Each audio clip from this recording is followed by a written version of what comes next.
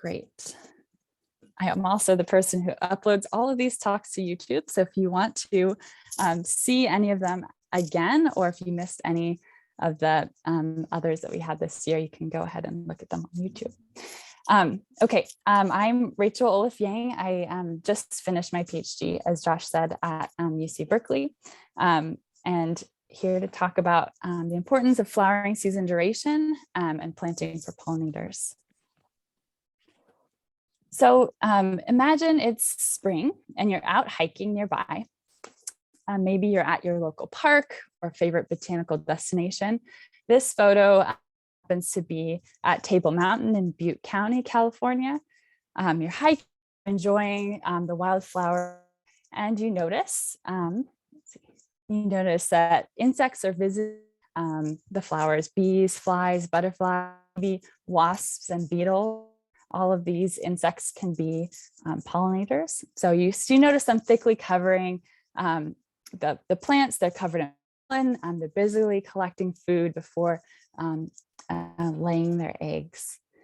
And now imagine that it's a much more warmer year, maybe 10 years from now, and you're out, maybe it's the same day of the year, and you see many of the same plants flowering, but you notice that there aren't many bees at all. And you wonder, what's going on? Will these flowers be pollinated this year? Are the bees just coming later this year, or are they already gone? This phenomenon of changes in the overlap of species timing can be caused by climate change. Sorry, did you say something? Okay, let me know. Okay, in this talk, I'm going to be going over shifts in flowering and insect flight timing, and how these can be caused by climate change, and the impacts that might occur because of these shifts. And then I'll discuss conservation strategies and how you can help plants and pollinators. And I'll be focusing specifically on strategies that focus on the flowering season duration and filling in gaps in time. Mostly, I mentioned I'm going to talk about references to that song Time After Time. So this is going to be a love song to plants and their pollinators. And pollinators are critical to our native plants, and both are reciprocally affected by threats of climate change and biodiversity loss. So what we do now to support them through these changes will hopefully benefit biodiversity into the future.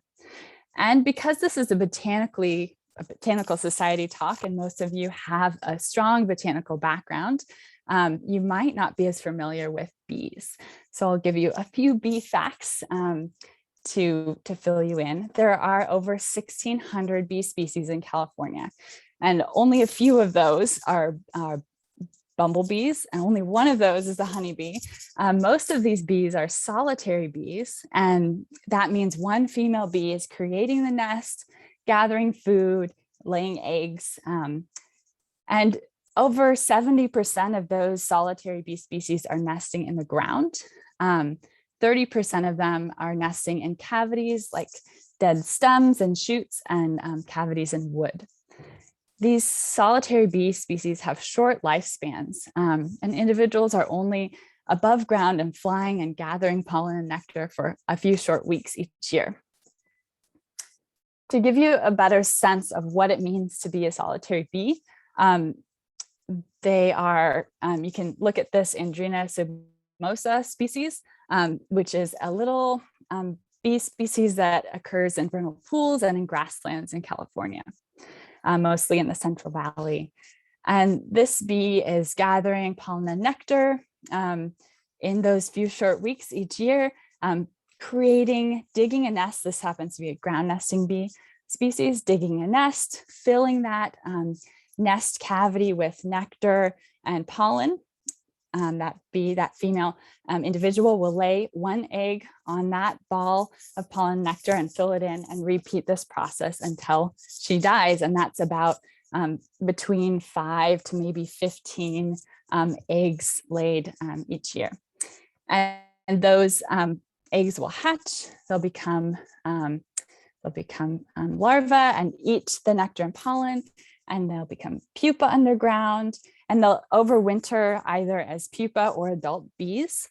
And then in the spring, based on some cue, usually temperature cues, these bees will come out and begin that process again.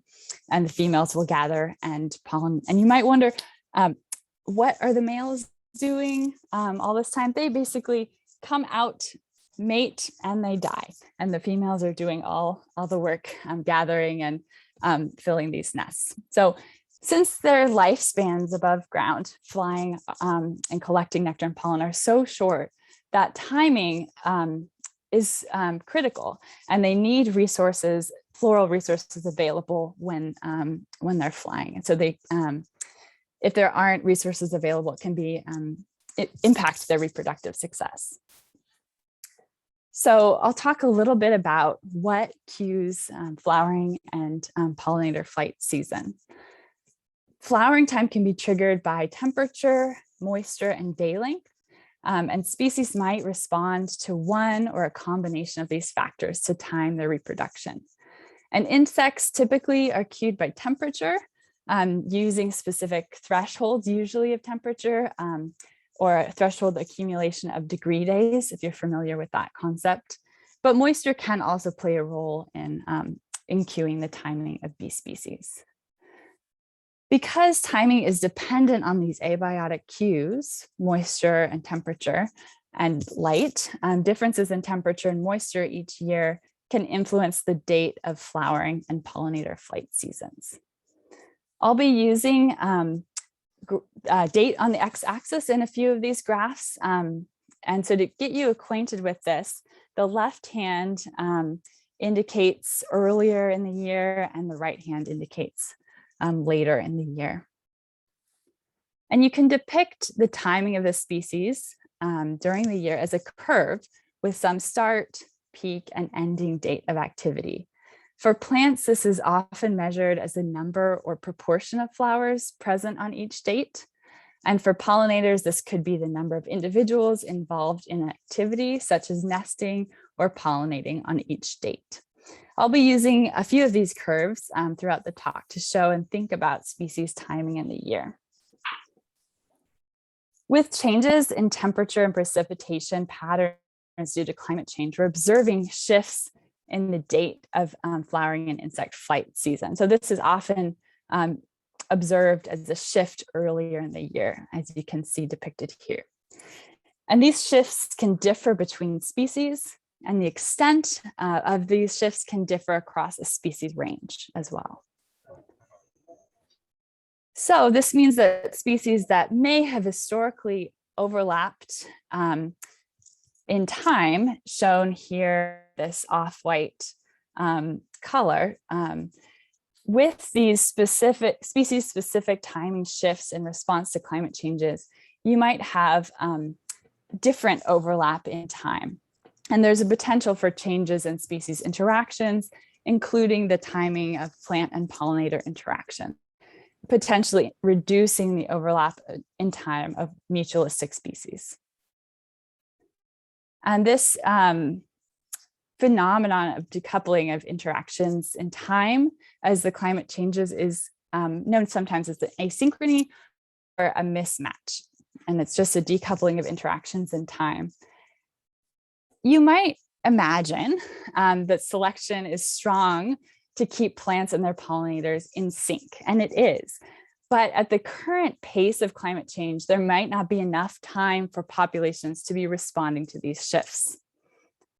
When there's a longer period of asynchrony, shown here in red, these gaps in time where the mutualists are not overlapped time, it might be long enough that populations are driven to local extinction, particularly if these gaps occur quickly over multiple years.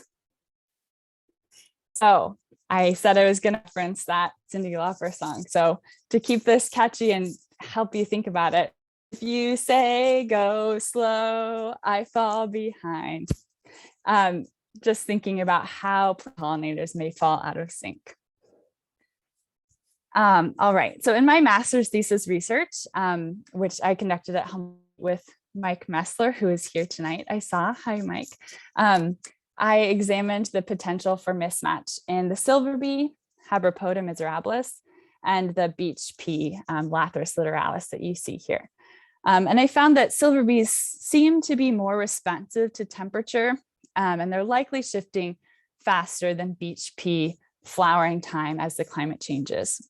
And with this and other predictions of potential asynchrony between plant and animal mutualists, I wanted to know, what can we do as restoration ecologists, as conservation professionals, as well as just citizens in our garden? What can we do to help these systems in the face of these changes? So I did some research, and these are the general recommendations for conservation for supporting pollinators. Grow pollinator-friendly flowers, particularly native plants that are locally native to your area. Provide nesting sites, such as dead stems, leaving dead stems and bare ground in your garden, avoiding pesticides and spreading the word. These are the Xerces Society 4 simple steps to bringing back the pollinators. And these are great. They weren't particularly focused on this timing mismatch, but they're great recommendations, and there's more information at xercessociety.org if you want to learn about how you can garden for pollinating, what kind of plants you can put in to support them. And then I looked at the plant side of things, supporting plants. Most of this information coming from California Native Plant Society. You can support local conservation efforts by volunteering to restore, pull out invasive species, etc. You can vote, donate, make your voice heard, and restore with native plants and spread the word. So these are some of the efforts. But again, nothing really particularly focused on how we might support plants through these timing shifts. And so I started looking and talking to different managers and conservation organizations. Are there ways, what could we possibly do to support pollination mutualisms, climate changes, and particularly these predicted timing shifts? We were getting requests from managers when you publish these predicted mismatches, managers are left with, okay, but now what? There are no tools. It's just bad news. So we wanted to look into what can we do to support plants and pollinators through these changes. And so one of the first principles that we went back to is that we know that ensuring resources throughout the season can aid pollinators. So if you have a pollinator that's active early in the season, early season flowering resources. So here, maybe these curves are showing different plant species, each color. So a bee that's coming out early in the season might use this red species and this orange species. Mid-season can use other species that are available in the middle, and then a later bee species using flowers that are available at the end of the season. And so together, the flowering season is extended from early to late in the year, with the starting at this the beginning of this red curve and the end of season, ending with this purple flowering species. And so the same should be true for any gaps that occur early or late, just ensuring that there are flowers available when a pollinator is shifting could be beneficial.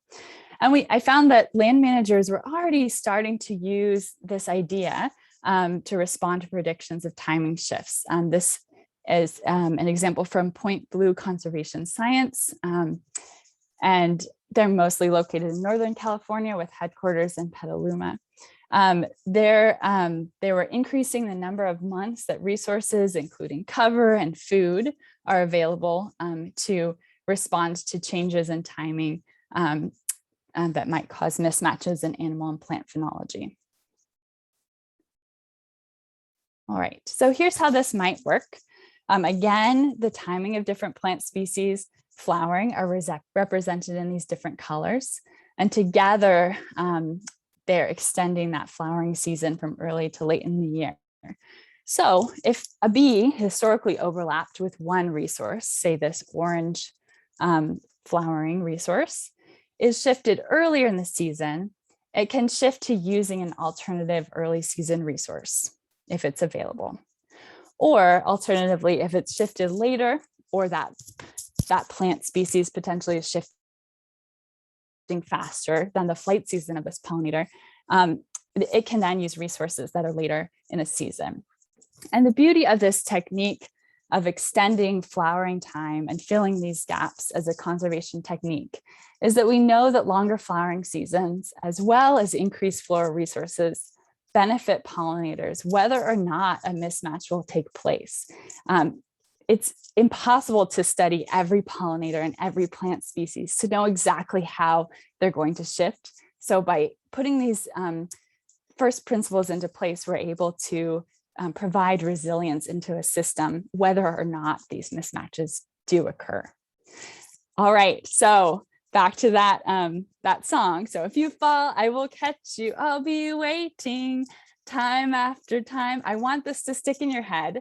So input these words. When you shift, I will catch you. I'll be waiting time after time. So thinking about this, whether you're gardening, restoring, conserving, making sure floral resources are available to catch the pollinators and plants can catch each other waiting time after time.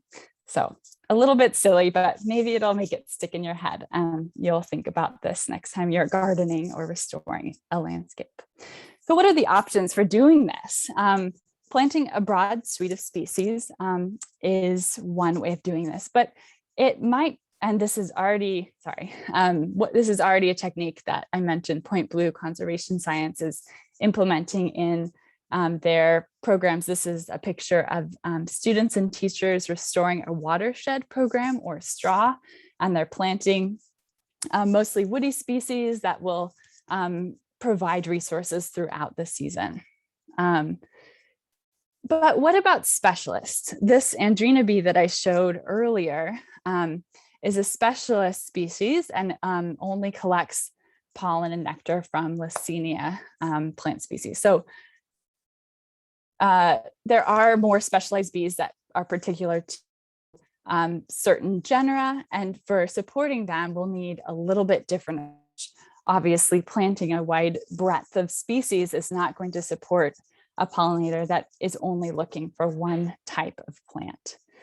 So we propose a number of strategies that could work to potentially extend the flowering season of specific species or genera if a plant pollinator mismatch is predicted in a more specialized system. And these can include microclimate utilization, using genetic diversity, and directly altering the timing of these species. Now, these are potentially used for specialists, but they can also be used to further extend the flowering season for generalist pollinators and plants as well. So we worked on these strategies. I was David Ackerley, my PhD advisor, and Thomas Gardali from Point Blue Conservation Science published a paper late last year where we were working on expanding this theory, and this became the backbone of my PhD research. And I'll go through a little bit of what I looked at in the three different pieces of my dissertation research, looking at how we can use these three strategies, microclimate utilization, genetic diversity, and direct timing alteration to potentially extend the flowering time in support of pollinators. All right, so strategy one, I asked, how does microclimate, which are small scale differences in the landscape temperature and moisture conditions, how do those influence flowering time? And how might they, using differences, extend flowering season? So looking at a typical California grassland, you can see timing differences on the landscape, particularly at the end of the season. This is a Northern California grassland in May. And in warmer locations, you can see that the grassland has already set seed and started to die, while in other areas, it's still green and flowers are still present.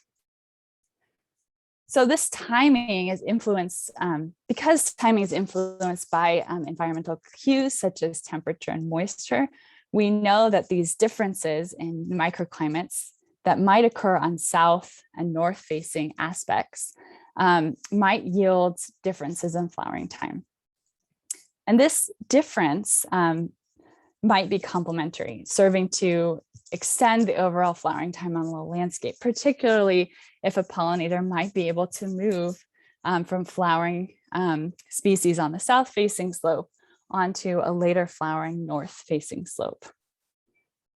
So as you can see here, flowering in the south-facing warmer location, I'm going to show a few of these timeline graphs. So this is just showing the coverage of a flowering species over time.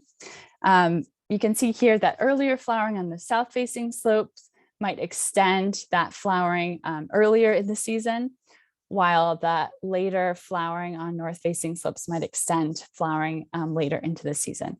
And with both microclimates in one location, you might extend the overall flowering season duration. And examining this, I worked at Pepperwood Preserve and I examined flowering species on pairs of north and south facing slopes. And I counted all inflorescences weekly, and they were within 100 meters of each other. So within foraging range of most insect pollinators for movement from one slope to another. Oops. And just to sprinkle in my acknowledgements throughout the talk, I'd like to thank all of these volunteers who helped me collect this data, including fencing off the plots because this is a grazed grassland, and then counting all the flowers, which was a huge effort. All right, so as a reminder, this is what I was interested in looking at, examining those differences between the timing of south and north facing slopes and whether those differences might extend that flowering time in the season. And in fact, we did find that temperature differences across paired north and south facing slopes, here again, south shown in textured red and north in solid blue.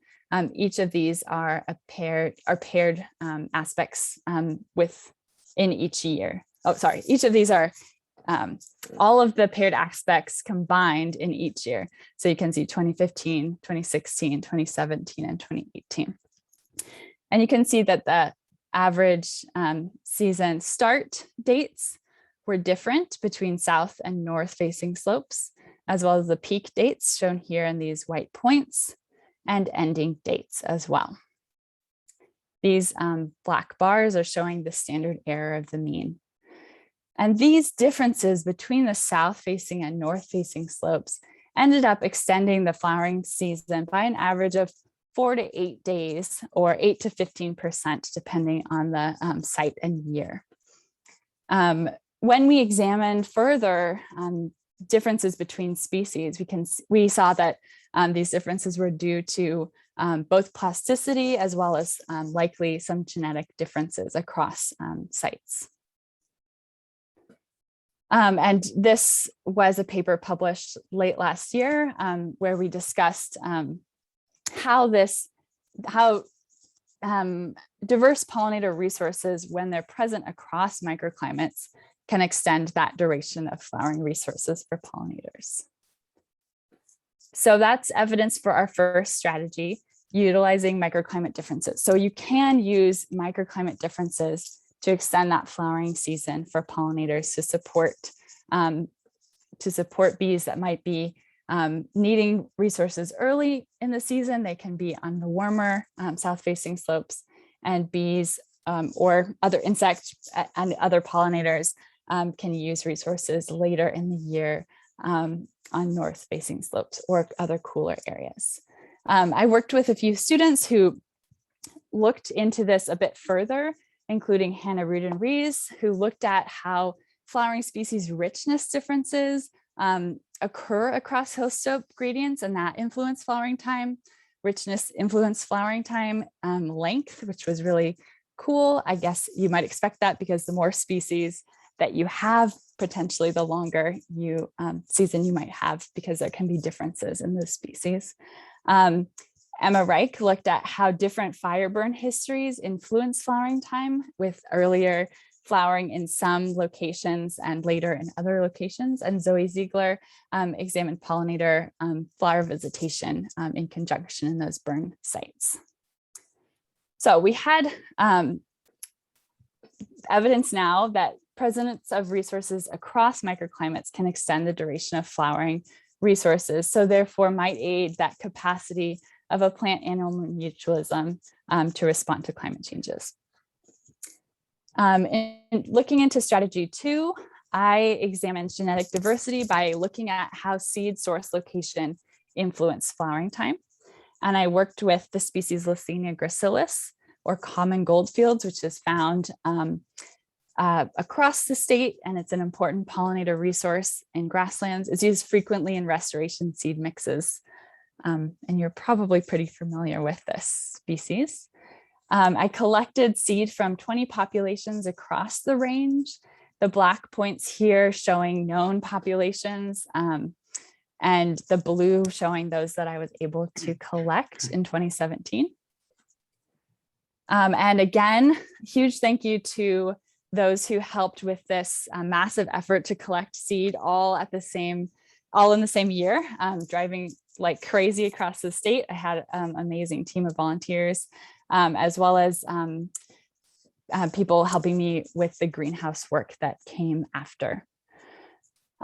So I was able to collect from a wide variety of source locations. This is showing different temperatures from cool to warm temperatures, as well as dry to wet precipitation, historic source locations. And we planted these in a common environment in the greenhouse and examined variation in the flowering time under common conditions. Common growth environments are great for looking at genotypic variation within a species, because they allow us to remove any differences in traits that might be due to plasticity or the expression of a genotype in different environmental conditions. So we can really look at what is occurring in the genetics. Based on what we saw in the field and in our barium record specimens, I predicted that if there were genotypic differences for flowering time, that I would observe later flowering in locations that were wetter and earlier flowering in warmer locations. And I did see this relationship. Populations of Leucaena gracilis exhibited different flowering times.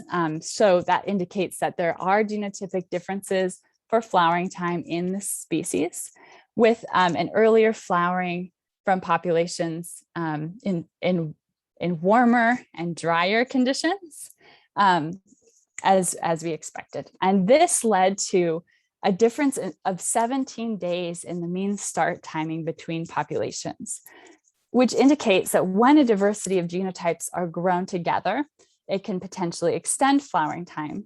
And conversely, by maintaining genetic diversity in our populations, we might be maintaining the length of the flowering season. So naturally occurring genetic differences in our plants can allow for this longer season on the landscape. So there's evidence for another potential strategy that we can use to extend flowering time. And I want to emphasize that this strategy, if you use this to put multiple genotypes in one area, that should be used with caution, as there's lots of debate about moving genotypes, particularly mixing populations. Also, because there's a potential that we might erode local adaptation or even mix cryptic species together. So it's a potential, but risk and benefits should be fully examined before putting multiple genotypes in one location. But I really want to emphasize that conserving that genetic diversity that's already existing in our natural lands, conserving that diversity will conserve that length of season and support pollinators and plants alike. All right, so the third strategy, looking at direct timing alteration, I I played with planting at different times, as well as altering the competition levels and looking at how that affected flowering time and the length of season. So I did this by planting that the same genus, but different species. I planted Leucaena californica on 3 different dates in the year, in November, in January, and in March, which is an extreme planting date, but sometimes occurs in restoration projects. And I planted in each case just before a rain event, which stimulates germination in this species.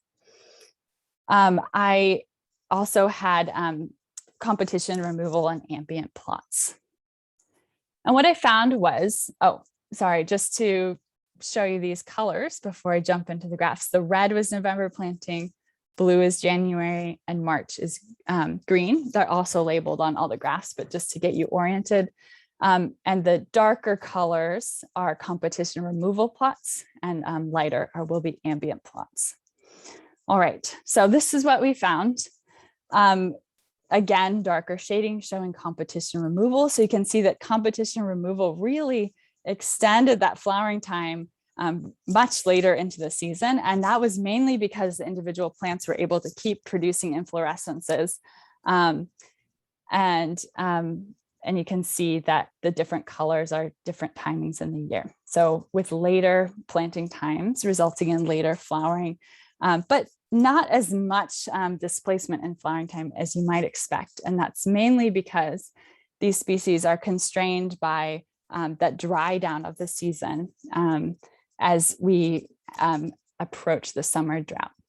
So when you look at planting of both early and late cohorts, it did lead to a longer flowering season if you look at both or all 3 treatments in one location. So if you plant in November, in January and March, all in one location, you can result in about 10 days extension of flowering time in that location. And if you're looking between within each cohort and you're removing competition, it can extend the flowering season later into the year by about 15 days, mainly again due to additional inflorescence production. When both types of treatments are on the landscape, we see a 25-day extension in flowering time in one location, which is pretty extreme. So there's potential that, especially for supporting pollinators later in the season, removing competition, and which could be done in a variety of ways, could extend the flowering time later in the season. All right, so that is the evidence for the direct alteration of timing. And I also worked with students to think about different ways of altering timing. Edith Lai looked at different biodiversity treatments to potentially influence flowering season length.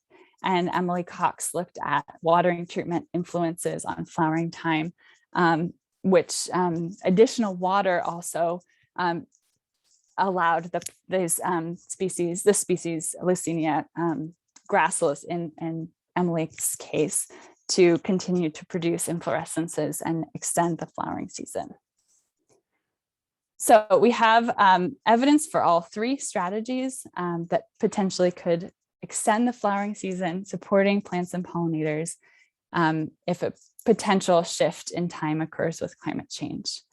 And this is just showing them again, using those curves, using microclimate differences, diverse genotypes, and directly potentially altering the timing of populations. Although this last strategy, as you might imagine, is much more intensive, but it could be done through removal of invasives, et cetera, potentially grazing if it's done in a way that reduces competition with a target species, or mowing. And there's other ways you might think about reducing competition to alter flowering time.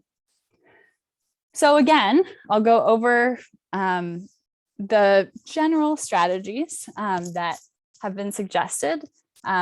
So supporting restoration, and this should say conservation, growing pollinator-friendly native plants, providing nest sites, avoiding pesticides, spreading the word, volunteering, voting, but also doing these activities, whether it be in your restoration or garden or conservation planning, with a focus on maintaining and extending that season duration, because we know that providing resources throughout the season can support pollinators. And there's now evidence that a longer season can support pollinators and plants through climate change impacts. And again, I'll reiterate this, trying to think about filling those gaps in time. So when a pollinator or a plant shifts, there's some mutualist ready and waiting to be there to fulfill their needs. And so this you can think about when you're gardening, restoring, or conserving a landscape. So again, a different way of saying this: when you are gardening for pollinators, you can plant a variety of native plant species that might flower in all seasons, species that flower early and late, particularly natives that are local to your area. Those will be most beneficial to your native and local pollinators. Planting flowers in different locations. If you have a bigger landscape that you're working with, if you're restoring shade and sun, wet and dry, or just conserving these different locations, conserving topographically diverse locations that have these microclimates in them, can support resources across a season. And again, for pollinators, particularly avoiding pesticides whenever possible. There's great resources also at xercessociety.org. And with that, I wanted to say one more thing. Supporting local and statewide and nationwide conservation initiatives. If you haven't heard about it, there's the initiative right now, the 30 by 30 initiative going on. If you have input on how lands should be conserved in California, we're trying to conserve 30% of California's lands and waters by 2030. So if you have input on that, I'm helping to read all of the public comments and incorporate that into a document about the ways we're going to do this. So if you have on these strategies, please let us know. And with that, I'll thank you. And I wanted to thank everyone who helped with the different portions of the research that I discussed today. And with that, I will take questions, and I'm excited to discuss these ideas with all of you. So I'll stop the video. Thank you, Rachel. That was quite a body of work. We have one question in the chat, if you want to pull that up and read it, or I can read it to you. Okay, I meant to stop my screen. I'm doing the wrong things. Okay, there we go. I can read it now. So looks like, okay, so Cindy's question, what strategies do pollinators have for their populations to survive through drought years, especially consecutive drought years? There has been, especially there's been some studies on desert solitary bees that they can stay underground for multiple years. I don't know how common that is in the majority of solitary bees, but I know that some desert bees are able to opt out of coming out if it's a really bad drought year.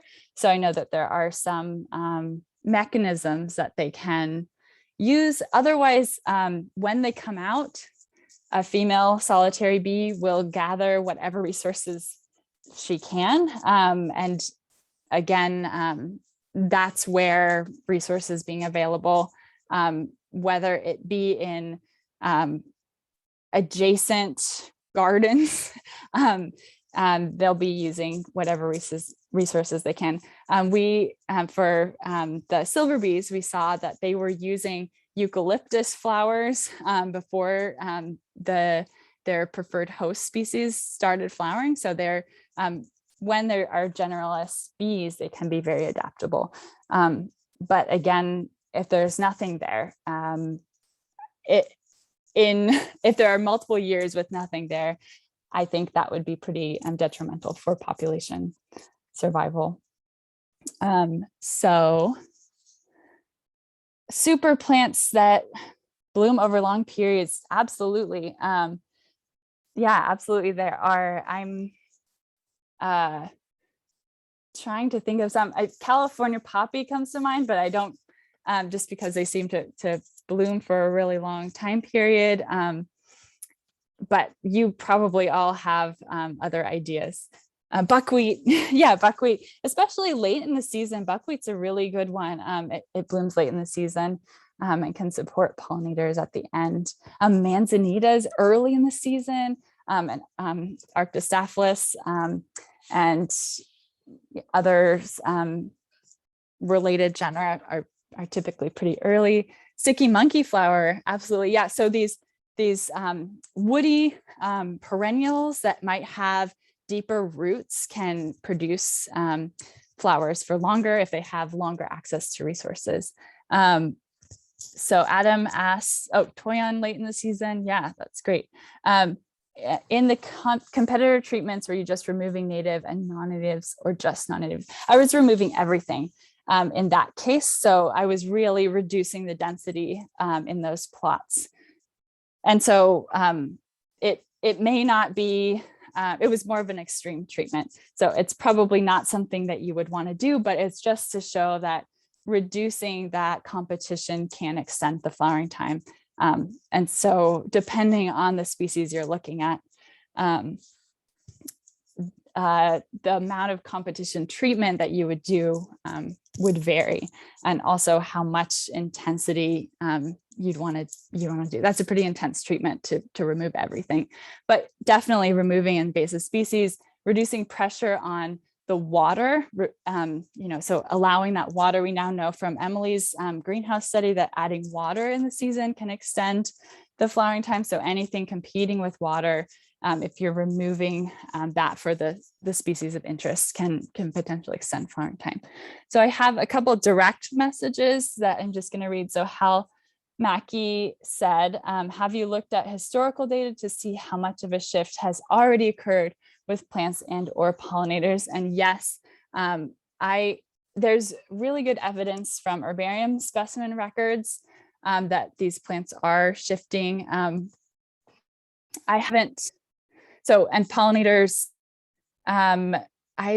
there's not as, there's data that they are shifting with temperature change. The best historical records are from the Rocky Mountain Biological Lab, where they've been looking at bees for many, many years, and they've seen these shifts. And then other historical data you might have from pollinator collections. But there is evidence of shift in both plant and pollinator populations with climate change. To Hal. Lahari asks, is there a way to infer changes in flowering duration using herbarium specimens? If there was, it might help us understand changes among whole suites of plants. Yeah, I haven't seen that done. That's a great question. I think that it's possible. I think that herbarium records tend to bias early in the season, so it might be tricky, but you could definitely look at the duration over which those plants were collected, maybe. Yeah, I'd have to think about how you would really do that, but that's a really cool thought. So Adam Fuentes, can fire treatments impact flowering time? And you mentioned someone's work dealing with that question. Yeah, so we do know that fire treatments can impact flowering time. And this actually, there's a great paper from John Mola et al., I believe from 2018 or 2019, looking at flowering time. And he found that flowering duration was extended in sites that had just burned, and that supported bumblebee populations. So there are definitely examples of that, and that different firing treatments on the landscape can cause differences in flowering time. And so if you're looking at the landscape as a whole, there's a longer season across these different patchworks, so mosaics of flowering almost. And then, yes, feel free to raise hand and talk to me directly. I'd love to chat with all of you. I have a question, Rachel. Yeah. So as we're looking at the asynchrony of plants and their pollinators, do we tend to see pollinators shifting earlier and then not having food early in the season? Or is it plants shifting earlier faster than pollinators? And then later in the season, the bees are fine? Or is it at the end of the season where we see a problem with mismatch? Yeah, that's a great question. Most of the literature is actually showing, at least from the literature from snowy areas, that it seems like plants are shifting faster than the bees. But most of those studies are done with cavity nesting bees. And so they're a little different. The study that I did was looking at a ground nesting bee, and seemed like that bee might be shifting faster than the flowers. And so basically, it depends. We don't have very many studies on ground nesting bees, and those are 70% of our solitary bee species. So if it's true that the ground nesting bee species are shifting faster, maybe because they're more sensitive, maybe because the temperature is typically more buffered in the soil, I'm not sure why that would be. But there aren't very many studies. We need more studies on solitary bees in the ground and how they might be shifting. So what we've seen from cavity nesting bees is that the end of season might be more important to fill out, in short, but we don't know as much about these ground nesting bees that are a majority of our native solitary bees. So resources in the beginning and the end are great. I see Russ has a hand raised. Would you like to unmute? Let me make it so that he can. Okay, there you go. Sorry. So if it's temperature dependent, one thing I've noticed in some areas where there are solitary bees that are important pollinators, like out of Jepson Prairie, is a year like this where we've had warmer temperatures early in much drier conditions. And so I wonder if there's a disconnect between these temperatures and the drier conditions that aren't producing as many of these, plants that the pollinators depend on, how that sort of interaction works. Yeah. I'm not sure, except that it seems like the drought ends the flowering time earlier. And so if there are pollinators needing those resources earlier, that it would be potentially especially detrimental in the late season. Otherwise, I don't think there have been any studies looking at that, in particular, the combination of that shifting with drought. In fact, there's been very few studies on how these shifts impact pollinator populations. We just know that they need these resources, and there's a lot more to be done in this area. So absolutely need more information about the dual impacts of the temperature and the drought on these species.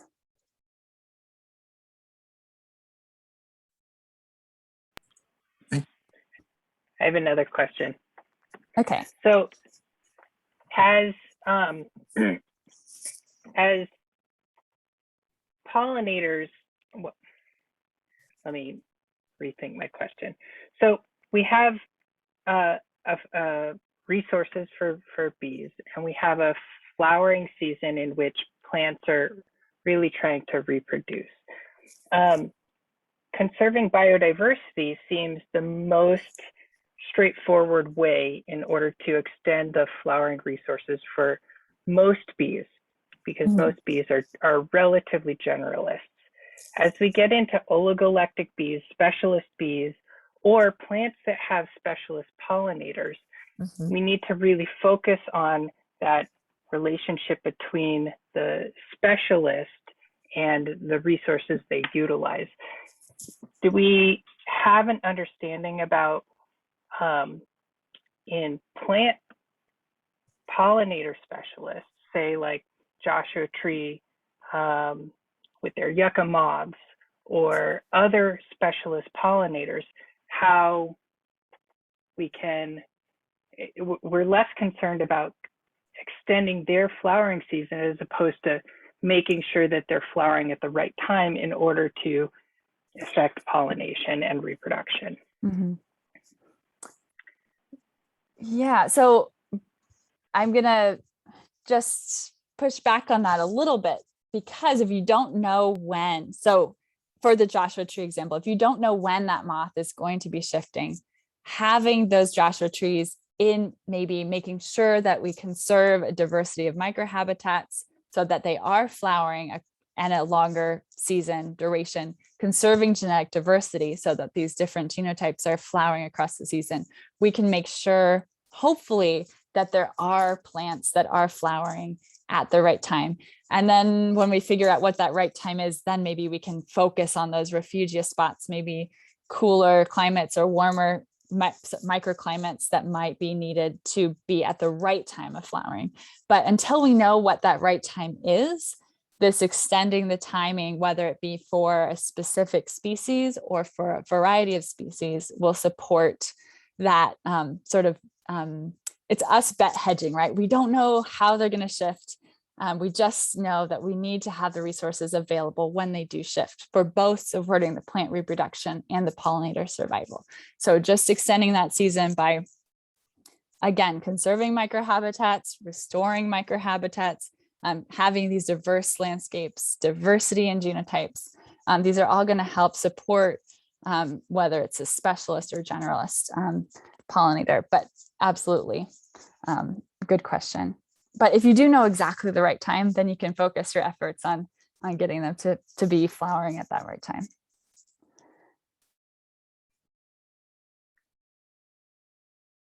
Okay, and there are some questions in the chat. Let's see.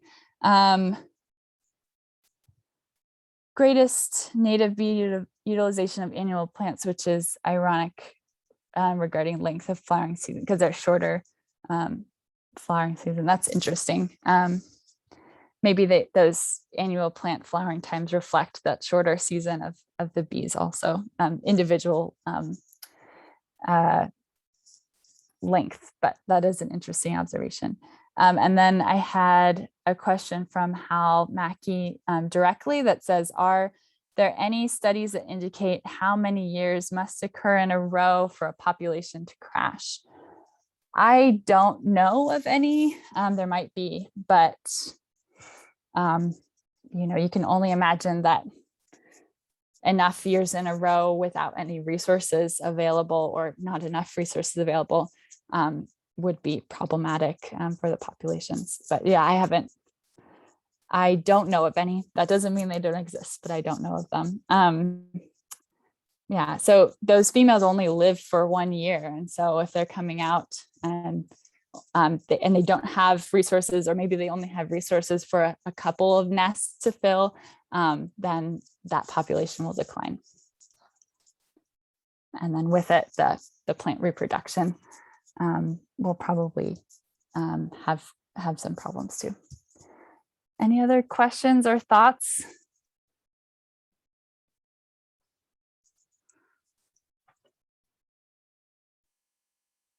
I really appreciate all of you being here on a Thursday night. It's been fun to talk with you, and feel free to email me if you want to.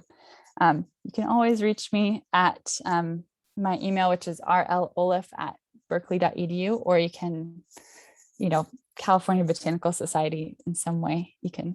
Okay, it looks like there's one more. Hi, Lynn. I see you waving.